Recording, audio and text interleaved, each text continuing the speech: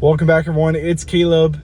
I'm back inside of the GMC Sierra 1500 AT4X, and in this video I'm going to be showing you how to use your locking differential. Specifically in this one you have a rear and a front and rear, so let's hop right in.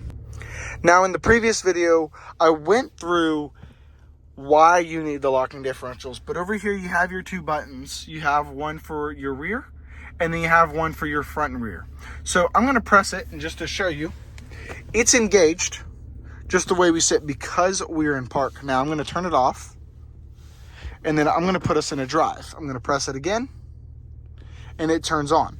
So then you want to press this one, and it's not going to engage because you need to switch to four-wheel low. So what we're going to do is we're going to put the truck in neutral, as you can see right here. Sorry for the glare.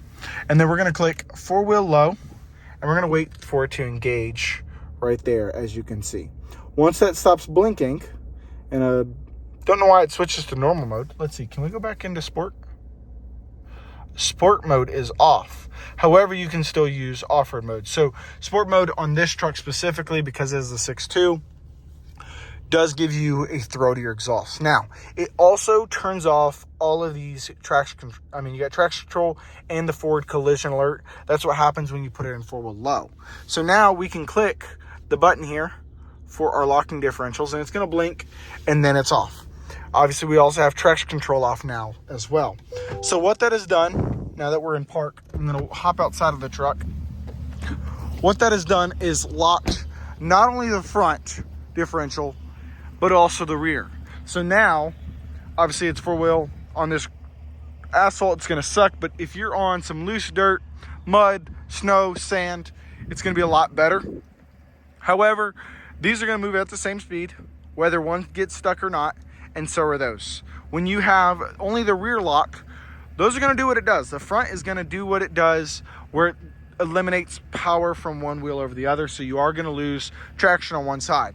But the back is still going to be engaged, so you still have power coming from the rear.